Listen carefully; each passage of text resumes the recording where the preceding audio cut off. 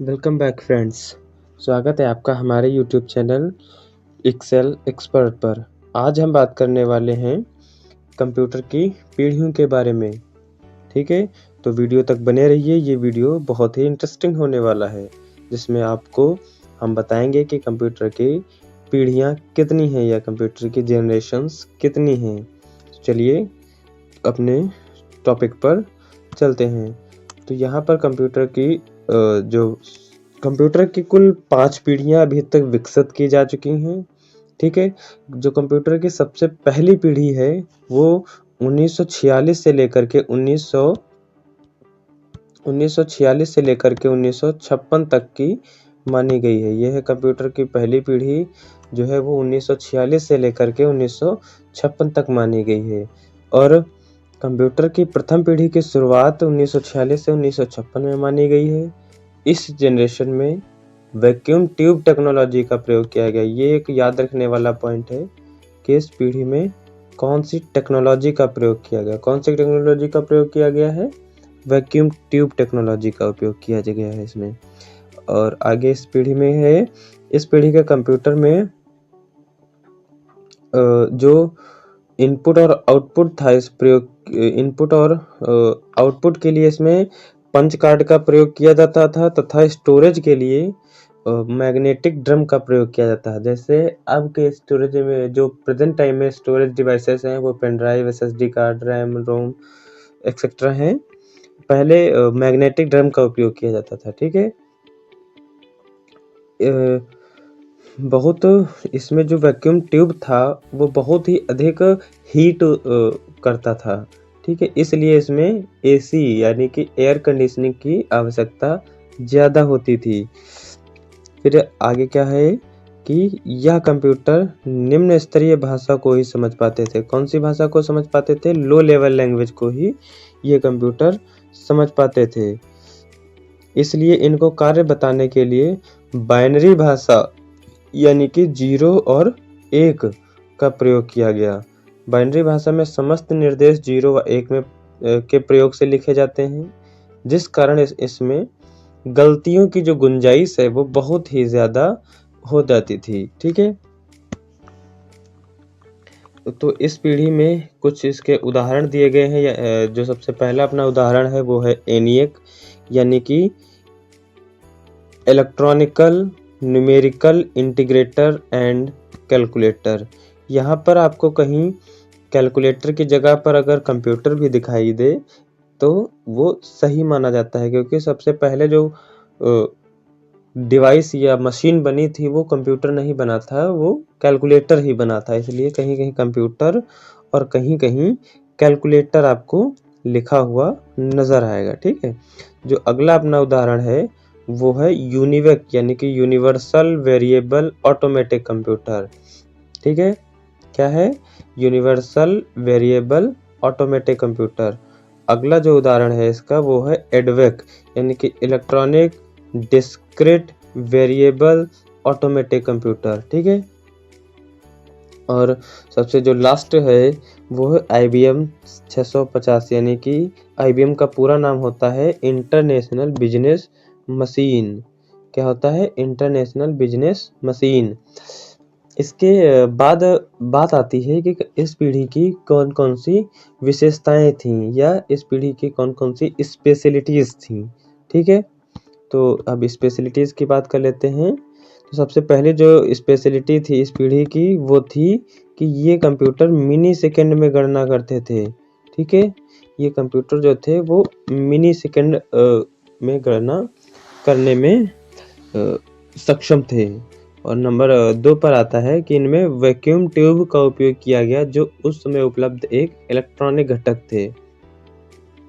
इसमें जो main hardware component था या एलिमेंट था वो वैक्यूम ट्यूब था। वैक्यूम ट्यूब को हिंदी में निर्वात नलिका कहते हैं या निर्वाचन नली कहते हैं। ठीक है, अगला नंबर है नंबर 3। इनमें बाइनरी नंबर यानी कि 0 व 1 जिसे हम मशीन लैंग्वेज भी कहते हैं या मशीनरी भाषा भी इसको कहते हैं। ठीक है, फिर नंबर 4 है इन कंप्यूटरों में बैच ऑपरेटिंग सिस्टम का प्रयोग किया गया। सबसे पहले जो इसमें ऑपरेटिंग सिस्टम का प्रयोग किया गया था उसका क्या नाम था? Batch operating system. फिर अगला 5वां नंबर है, डेटा को स्टोर करने के लिए मैग्नेटिक ड्रम का प्रयोग किया गया। अभी हमने बताया था कि डेटा को स्टोर करने के लिए क्या बनाया गया था, किसमें डेटा स्टोर किया जाता था? मैग्नेटिक ड्रम में। और अगर किसी चीज़ की जो खूबी है तो उस चीज़ की कुछ कमी भी होंगी। जैसे यहाँ पर अगली हेडिंग है कि प्रथम पीढ़ी के कंप्यूटरों की खामियां या प्रथम पीढ़ी के disadvantage of first generation computers. ठीक है, तो सबसे पहला जो इसमें कमी थी वो कौन सी थी? पहली पीढ़ी के कंप्यूटर आकार में बहुत बड़े होते थे, लगभग एक कमरे के आकार के होते थे। प्रथम पीढ़ी के जो कंप्यूटर थे वो एक कमरे के आकार के थे। जब इसमें सिंपल सी बात है, जब कोई चीज़ बड़ी होगी तो वो ऊर्जा भी बहुत ज़्यादा लेगी। ठीक है, वही यहाँ पर मेंशन किया गया है कि यह पीढ़ी इस पीढ़ी का कंप्यूटर आकार में बहुत बड़े होते थे तथा ये बहुत ज़्यादा मात्रा में ऊर्जा की खपत करते थे। हमने अभी बताया कि जो चीज़ जितनी बड़ी होगी उसको उतना ही चलाने के लिए एनर्जी की आवश्यकता होती है ना।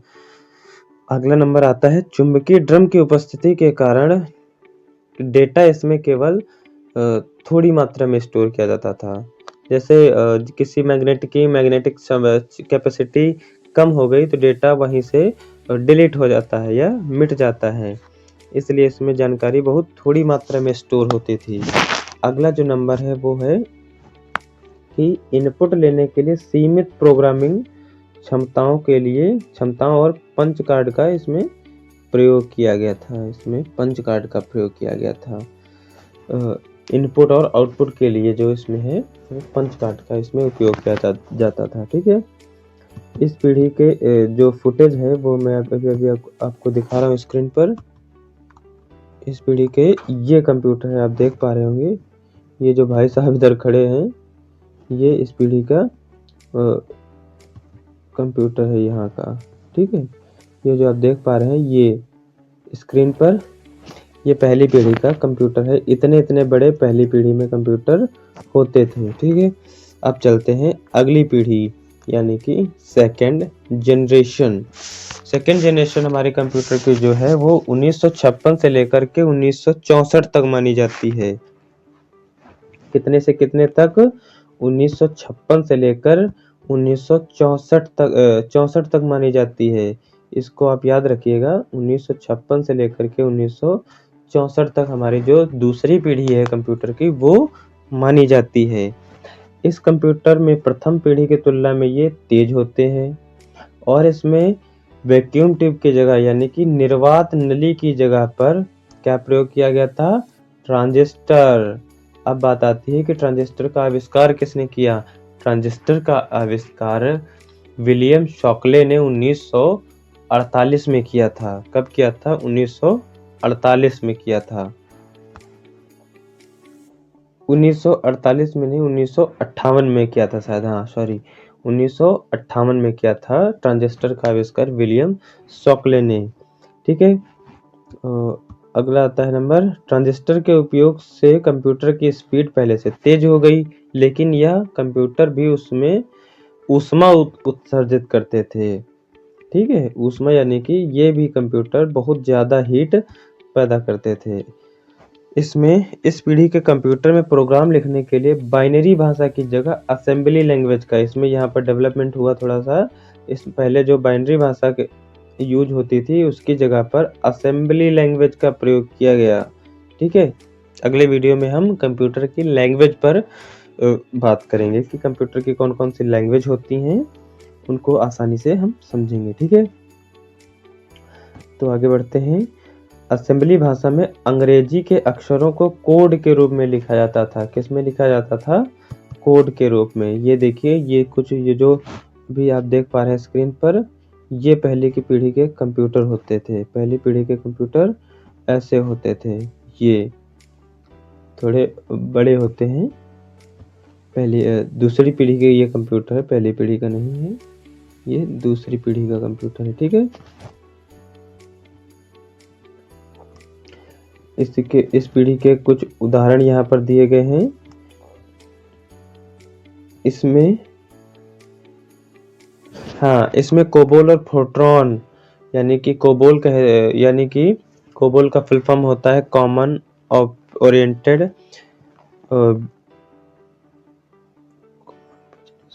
Common business oriented language. COBOL का फुल फॉर्म होता है कॉमन बिजनेस ओरिएंटेड लैंग्वेज और फोर्ट्रॉन का फुल फॉर्म होता है फॉर्मूला ट्रांसलेशन। भाषाओं के प्रारंभिक वर्जन का उपयोग इसी समय किया जाने लगा, जो उच्च स्तरीय भाषा के उदाहरण हैं। द्वितीय पीढ़ी के कंप्यूटर के इसमें जो कुछ उदाहरण दिए गए हैं, ये आप देख लीजिए थोड़ा सा। यहाँ पर तो कुछ द्वितीय पीढ़ी के उदाहरण हैं। IBM 1620, IBM 1794, CDC 1604 यानी कि कंट्रोल डेटा कॉर्पोरेशन, फिर है CDC 3600, ठीक है। ये कुछ दूसरी पीढ़ी के उदाहरण हैं, आप इनको याद कर लीजिएगा। चलते हैं इस पीढ़ी के कुछ विशेषताओं के बारे में जानेंगे आप, ठीक है। Features of second generation computer, ठीक है। सबसे पहला जो इसमें फीचर्स था, इन कंप्यूटर के आकार जो था पहले के आकार से कुछ कम होता था इन कंप्यूटर का आकार, ठीक है। और जो पहले के कंप्यूटर की जो गति थी उनसे भी ज़्यादा इनमें गति होती थी। वो इस पीढ़ी के कंप्यूटर माइक्रो सेकेंड में गणना करते हैं, ठीक है, करते थे। और इसमें असेंबली भाषा के साथ साथ मशीनरी भाषा का भी उपयोग किया गया, या मशीनरी भाषा के साथ साथ असेंबली भाषा का भी प्रयोग किया गया। इस पीढ़ी के कंप्यूटर अधिक विश्वसनीय थे पहली पीढ़ी के कंप्यूटर की तुलना में। ये जो यहाँ पर है, ये जो हाईलाइट है, ये यहाँ पर है कि इस पीढ़ी के कंप्यूटर अधिक विश्वसनीय थे पहली पीढ़ी की तुलना में, ठीक है। और अगला 5वां नंबर कौन सा है? यह पीढ़ी पहले के कंप्यूटरों में यह पीढ़ी के कंप्यूटर पहले की तुलना में सस्ते होते थे। जो पहली पीढ़ी के कंप्यूटर थे वो काफ़ी महंगे होते थे, लेकिन जो दूसरी पीढ़ी के कंप्यूटर हुए वो पहली पीढ़ी की तुलना में काफ़ी सस्ते होते थे, ठीक है। फिर इस पीढ़ी की कमी है कुछ, इन कंप्यूटरों में भी एयर कंडीशनिंग की आवश्यकता पड़ती थी, यानी कि यह पीढ़ी के कंप्यूटर भी ऊष्मा उत्सर्जित करते थे, ठीक है। इसमें और पॉइंट है अगला, इन कंप्यूटर का उपयोग केवल विशिष्ट उद्देश्यों की पूर्ति के लिए किया जाता था, यानी कि ये एक विशिष्ट उद्देश्यीय कंप्यूटर थे, यानी कि स्पेशल पर्पस कंप्यूटर थे ये, ठीक है। अगला जो पॉइंट है वो इस प्रकार है कि इस प्रकार के कंप्यूटरों के अधिक समय तक सुरक्षित रखने के लिए निरंतर मेंटेनेंस की आवश्यकता होती थी, ठीक है। ये कभी न कभी ऊष्मा उत्सर्जित होने के कारण बहुत जल्दी बिगड़ते थे, इसलिए इसमें कंटिन्यूअसली मेंटेनेंस की आवश्यकता होती थी, ठीक है। अगला जो पॉइंट है वो है कि इन कंप्यूटरों में शीतलन प्रणाली, वो थोड़ा रिपीट हो गया है, इसमें एयर कंडीशनिंग की आवश्यकता होती थी, ठीक है। अब अगली पीढ़ी है कंप्यूटर की तृतीय पीढ़ी, यानी कि थर्ड जनरेशन ऑफ कंप्यूटर, जो कब से कब तक मानी जाती है? 1964 से लेकर के 1975 तक मानी जाती है। कब से कब तक मानी जाती है? 1964 से लेकर के 1975 तक मानी जाती है, ठीक है। तो इस पीढ़ी के कंप्यूटर में ट्रांजिस्टर की जगह IC यानी कि इंटीग्रेटेड सर्किट का प्रयोग किया जाता था। इंटीग्रेटेड सर्किट का मतलब होता है एकीकृत परिपथ। कहीं कहीं IC का हिंदी में भी नाम पूछ देते हैं, तो इसका मतलब होता है एकीकृत परिपथ, ठीक है। और इसमें है कि कंप्यूटर की मेमोरी के तौर पर चुंबकीय डिस्क का इसमें उपयोग किया जाता था। अब ये जो मेन पॉइंट है ये बता रहा है कि IC का आविष्कार किसने किया? तो IC का आविष्कार 1958 में जैक किल्बे ने किया था। किसने किया था? जैक किल्बे ने किया था। जैक किल्बे ने कब किया था? 1958 में इनका आईसी का आविष्कार किया था। आईसी जो है वो स्मॉल स्केल इंटीग्रेशन यानी कि एसएसआई टेक्नोलॉजी पर आधारित है। ठीक है, अगला जो इसमें पॉइंट है वो है कि इस पीढ़ी के कंप्यूटर्स में प्रोग्राम लिखने के लिए उच्च स्तरीय भाषा का प्रयोग किया जाता था। ठीक है, यह कंप्यूटर एक समय में एक से ज़्यादा कार्य करने में सक्षम थे, यानी कि ये कंप्यूटर मल्टीटास्किंग थे। ठीक है, थर्ड जनरेशन के कंप्यूटर मल्टीटास्किंग कंप्यूटर होते थे, यानी कि एक समय में ये एक से ज़्यादा कार्य कर सकते थे। तो इस पीढ़ी के कुछ यहाँ पर उदाहरण दिए गए हैं: IBM 360, IBM 370 या 168, फिर है हनीवेल 6000 सीरीज। ठीक है, कौन कौन से हैं? IBM 360, 370 और अगला है IBM का हनीवेल का 6000 सीरीज। फिर PDP है, TDC 316 है। अब बात करते हैं तीसरी पीढ़ी के विशेषताओं के बारे में। तो तीसरी पीढ़ी के कंप्यूटर की विशेषता ये थी कि कंप्यूटर, इस पीढ़ी के कंप्यूटर दूसरी पीढ़ी के कंप्यूटर की तुलना में सस्ते होते थे और इसमें जब ट्रांजिस्टर की जगह आईसी का प्रयोग हुआ तो इन कंप्यूटरों का आकार और छोटा होता गया। ठीक है, और इसमें पंच कार्ड की जगह पर कीबोर्ड और माउस का प्रयोग किया जाने लगा इनपुट देने के लिए। ठीक है, ये कंप्यूटर माइक्रोसेकंड से लेकर के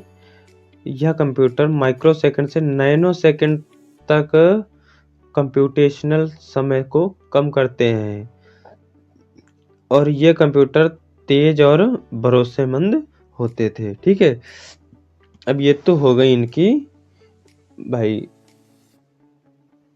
विशेषताएं, और इन विशेषताओं के अपोजिट साइड में है इन पीढ़ी की कमी, यानी कि इस पीढ़ी की जो डिसएडवांटेज थे वो कौन कौन से थे कि इस पीढ़ी के कंप्यूटरों को भी एयर कंडीशनिंग रखने की आवश्यकता होती थी और इन कंप्यूटरों को जो संचालित में यानी कि ऑपरेटिंग करना इसको बहुत थोड़ा मुश्किल होता था। ठीक है, अगला पॉइंट है तीसरा नंबर का ये वाला कि तीसरी पीढ़ी के कंप्यूटर अन्य पीढ़ी की तुलना में सस्ते तो थे लेकिन फिर भी व्यक्तिगत जरूरतों के हिसाब से काफी महंगे थे, यानी कि ये सिर्फ कमर्शियल कंप्यूटर थे, यानी कि ये कंप्यूटर हर कोई खरीदने में सक्षम नहीं था उस समय पर। ठीक है, याद रखिएगा ये सब थोड़ा। फिर आते हैं अपने अगली पीढ़ी पर, यानी कि कंप्यूटर की फोर्थ जनरेशन, जो कब से कब तक मानी गई है? 1975 से लेकर 1995 तक की कंप्यूटर की चौथी पीढ़ी यानी कि फोर्थ जनरेशन मानी गई है। कब से कब तक की? 1975 से 1995 तक। ठीक है, तो इस कंप्यूटर में जो इस पीढ़ी के कंप्यूटर है वो प्रेजेंट टाइम में भी काम आते हैं। यहाँ पर आप इसके साइड में एक चित्र बना देख सकते हैं, फोटो है यहाँ पर कंप्यूटर की, देख सकते हैं ये। इसमें यहाँ पर एक माउस रखा है, एक कीबोर्ड रखा है, ये मॉनिटर है और साथ में इसके CPU है जो कि प्रेजेंट टाइम के कंप्यूटर को दर्शाते हैं। ठीक है, अगला जो आता है कि इसमें आईसी की आधुनिक तकनीक इसमें आईसी की कौन सी आधुनिक तकनीक का प्रयोग किया गया? VLSI यानी कि वेरी लार्ज स्केल इंटीग्रेशन का प्रयोग किया गया और साथ ही साथ इसमें GUI यानी कि ग्राफिकल यूजर इंटरफेस आधारित ऑपरेटिंग सिस्टम का इसमें प्रयोग किया गया जो काम करने में बहुत आसान था।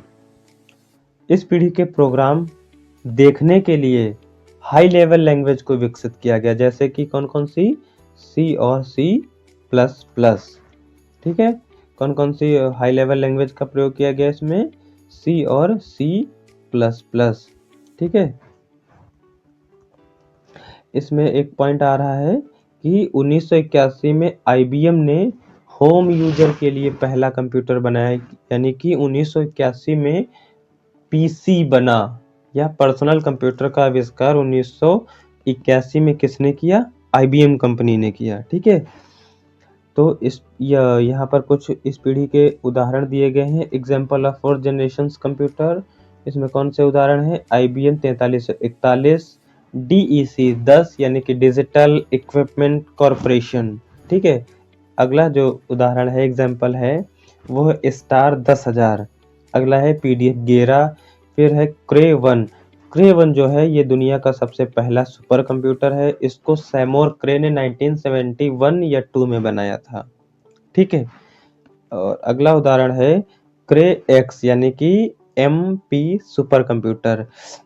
सुपर कंप्यूटर हम अगली वीडियो में पढ़ेंगे। सुपर कंप्यूटर और कंप्यूटर की भाषा, यानी कि high level language, low level language और मीडियम लैंग्वेज को हम अगले वीडियो में पढ़ेंगे। जब आप इस वीडियो पर वो कवर करने के लिए कमेंट करेंगे, तो कमेंट जरूर करिएगा कि क्या क्या आपको अगले वीडियो में चाहिए, तो मैं उस वीडियो को इस वीडियो में ऐड कर दूंगा। ठीक है, चलिए इस पीढ़ी की कुछ विशेषताएं पढ़ लेते हैं। कि सबसे पहले जो इसमें विशेषता है वो ये है कि यह पीढ़ी के कंप्यूटर को एक जगह से दूसरी जगह ले जाया जा सकता था। मतलब कि ये कंप्यूटर, जो इस पीढ़ी के कंप्यूटर थे, वो पोर्टेबल कंप्यूटर थे, लाइक लैपटॉप। ठीक है, या पीसी, यानी कि आपने माउस और डेस्कटॉप, CPU और कीबोर्ड को ले लिया और दूसरे जगह जाकर वहां पर इसका सेटअप कर दिया। ठीक है, अगला जो पॉइंट है वो है कि इस पीढ़ी के कंप्यूटर में IC की जगह माइक्रो प्रोसेसर का प्रयोग किया गया। माइक्रो प्रोसेसर यानी कि CPU का प्रयोग किया गया। CPU का फुल फॉर्म होता है सेंट्रल प्रोसेसिंग यूनिट। क्या होता है? Central processing unit. आप सभी से क्वेश्चन है कि CPU को हिंदी में क्या कहेंगे? जैसे कंप्यूटर को हिंदी में संगणक कहते हैं, IC को हिंदी में एकीकृत परिपथ कहते हैं। ठीक है, इसी तरह CPU को हिंदी में क्या कहेंगे? कमेंट में जरूर बताइएगा, ये आपके लिए क्वेश्चन है। ठीक है, चलिए चलते हैं अगले, जिसे CPU को कंप्यूटर का दिमाग यानी कि ब्रेन भी कहा जाने लगा। CPU को क्या कहा जाने लगा? कंप्यूटर का दिमाग, क्योंकि दिमाग ही शरीर की सारी गणनाओं को करता है। उसी तरह कंप्यूटर में CPU कंप्यूटर में होने वाली सभी गणनाओं को करता है। अगला जो है नंबर वो है कि माइक्रो प्रोसेसर एक सर्किट होता है जिसमें हजारों IC मिलाए जाते हैं, और यह किससे मिलकर बनी होती है? ये सिलिकॉन से मिलकर बनी होती है। ठीक है, अगला नंबर है कि इस पीढ़ी के कंप्यूटर बहुत छोटे होते हैं, जिन्हें चलाना आसान होता है। ठीक है, इसे कोई भी चला सकता है। ठीक है, अगला जो नंबर है नंबर 5, वो है कि चतुर्थ पीढ़ी के कंप्यूटरों की गति 300 नैनो सेकंड होती थी, जो पहले के कंप्यूटरों की तुलना में काफी ज्यादा अधिक थी। ठीक है, इस पीढ़ी के हमने कुछ एडवांटेज तो पढ़ लिए, अब बारी आती है डिसएडवांटेज पढ़ने की। तो वो ये है कि VLSI चिप बनाने के लिए बहुत ज़्यादा एक हाई टेक्नोलॉजी का या हाई टेक्निक का प्रयोग किया जाता था। ठीक है, कई मामलों में IC की उपस्थिति के कारण एयर कंडीशनिंग की आवश्यकता होती है। और अगला जो नंबर आता है कि माइक्रो प्रोसेसर डिजाइन और निर्माण करना बहुत कठिन होता है, इसलिए माइक्रो प्रोसेसर का निर्माण अब तक हमारे देश में नहीं होता था। लेकिन अब प्रेजेंट टाइम में ध्रुवा नामक एक चिप बनाई गई है, जो कि एयर स्पेस यानी कि रॉकेट में लगाई जाएगी। वो भारत की एक बहुत बड़ी उपलब्धि है, क्योंकि अब तक हमारे भारत देश में कोई भी माइक्रोचिप का आविष्कार नहीं हुआ। ये अदर कंट्री से इंपोर्ट कराए जाते थे। ठीक है, अब बात करते हैं कंप्यूटर की पांचवी पीढ़ी के बारे में, जो कि 1995 से लेकर अब तक चली आ रही है। ठीक है, तो इस पीढ़ी के इस पीढ़ी के कंप्यूटर में आईसी की अत्याधुनिक तकनीक यानी कि सबसे जो नई तकनीक है वो है ULSI यानी कि अल्ट्रा लार्ज स्केल इंटीग्रेशन। जो चौथी पीढ़ी के कंप्यूटर की आईसी की तकनीक थी वो VLSI थी यानी कि वेरी लार्ज स्केल इंटीग्रेशन। अब जो पांचवी पीढ़ी के कंप्यूटर की आईसी की आधुनिक तकनीक है वो है ULSI यानी कि अल्ट्रा लार्ज स्केल इंटीग्रेशन। ठीक है, अगला जो पॉइंट आता है वो ये है कि यह पीढ़ी अभी भी विकसित प्रक्रिया में है यानी कि इस पीढ़ी के कंप्यूटर अभी भी डेवलपमेंट हो रहे हैं। ठीक है, जैसे फिंगरप्रिंट, रोबोट, आवाज द्वारा इनपुट देना यानी कि आप फोन पर कुछ बोल रहे हैं वही आपके टेक्स्ट बॉक्स में लिख रहा है। ये पांचवी पीढ़ी के टेक्नोलॉजी की देन है।